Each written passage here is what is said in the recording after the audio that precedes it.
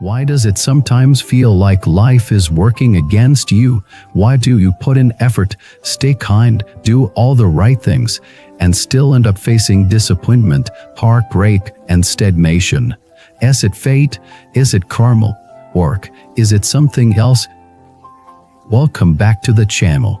Today's video might challenge everything you think you know about why your life is the way it is. Because we're diving into one of the most invisible, powerful forces shaping your reality, not your circumstances, not your upbringing, not your luck, but your thoughts.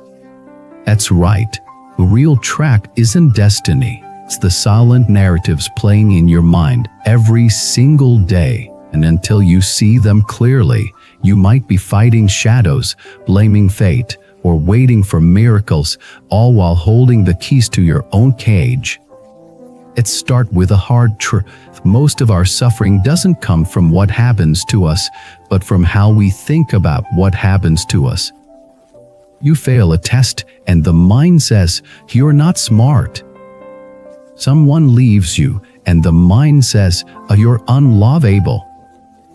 You get sick, and the mind says, "You're being punished." These thoughts don't just describe your life, they define it. They become your identity. Before you know it, you're not reacting to reality anymore. You're reacting to your own mental story about it. So ask yourself, what's your story? What do you believe deep down about who you are and what you deserve? Maybe you believe, no matter what I do, I'll never succeed. Maybe you believe love always ends in pain. Maybe you believe people always get hurt. And guess what? As long as you believe that story, your life will bend itself to prove it right, not because of magic, but because your beliefs shape your perceptions, or perceptions shape your decisions, and your decisions shape your destiny. That's the real cycle of suffering. Not destiny, but belief. Let me share a story about a man named Leo. He grew up in a chaotic home where nothing felt safe or predictable. As a child, he internalized the belief, "I have to control everything to be okay." So, as an adult, he became a perfectionist, workaholic, the overthinker. He micromanaged every detail of his life. Relationships, work, health. But the more he tried to control, the more anxious he became. And when things inevitably went wrong, because life is messy, he blamed himself. He spiraled. One day, his therapist asked him, "What are you so afraid will happen if you let go?" And in a quiet voice, Leo said, "Everything will fall apart." That sentence, that unconscious belief, was running his entire life, not reality. Sentence. This is the power of thought. Subtle. It's quiet. Sounds like truth, but it's not. It's just habit, programming, conditioning. You were not born with fear. You were taught fear. You were not born with self-hate. You were taught to doubt yourself. You were not born with shame. It was handed to you, and you accepted it, thinking it was yours.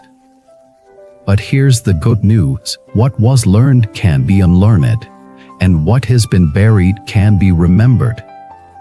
So, how do you begin to break the spell of your own thoughts? First, you notice. You become the witness. You watch your mind like a movie. You listen to your thoughts like you'd listen to someone else's voice, with curiosity, not identification. You hear the thought, "I'm a failure." And instead of agreeing, you pause and ask, "Who says? Is that true? Where did that come from?" You hear the thought, "This always happens to me." And you ask, "Always, or just this time?" You hear the thought, "I'm not enough." And you ask, "Enough for what? By whose standards?" This is the beginning of freedom, not changing your thoughts, but questioning them. And as you keep questioning, the gap opens. moment of silence, breath of clarity, and in that space, you can choose. You can choose to believe something new, something kinder, something truer.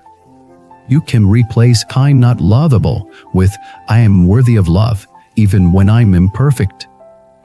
You can replace "I always mess up" with "I'm learning, and learning includes mistakes."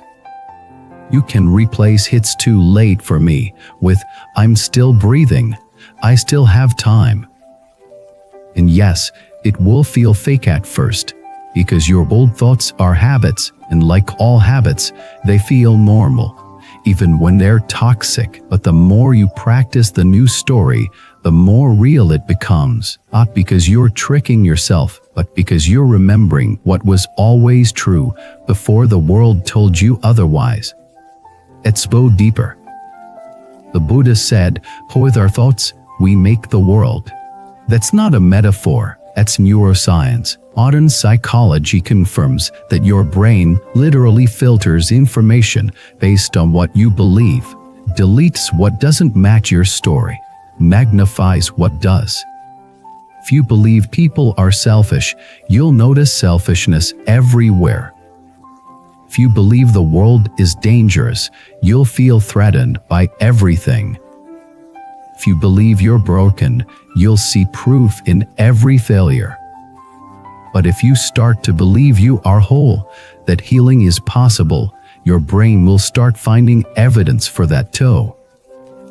This is not wishful thinking. It's reclaiming authorship of your life. It's stepping out of victimhood, not by pretending life is perfect, but by realizing your perception is powerful.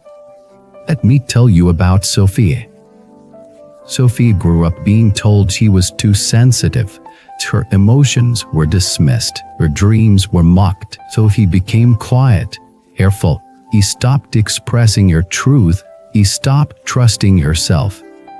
In her 20s, he developed anxiety, depression, chronic fatigue. He went from doctor to doctor.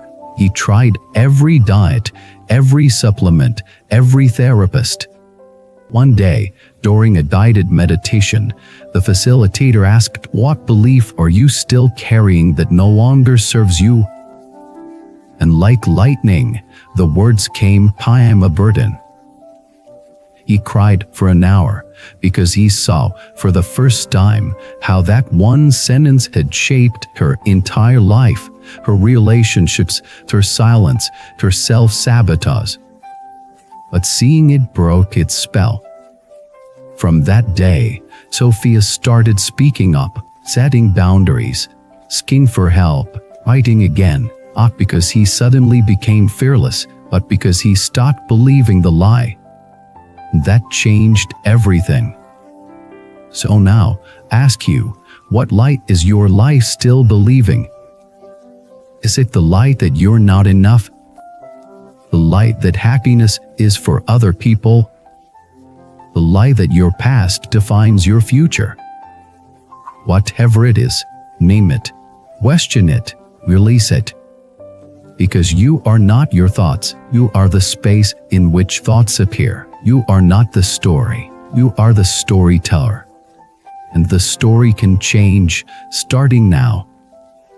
Thank you for watching this video. I'd love to hear your breakthroughs. What old belief are you letting go of?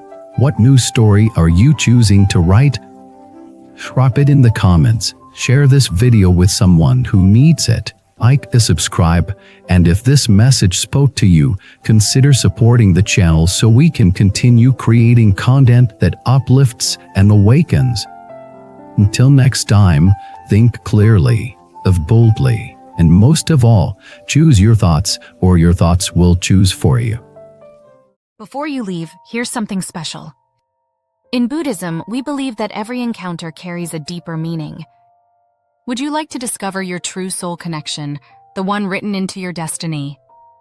Take the soulmate test today and unveil the hidden truths of your journey. Click the link below and begin your path now. http://soulmate. You wisdom more, come, white.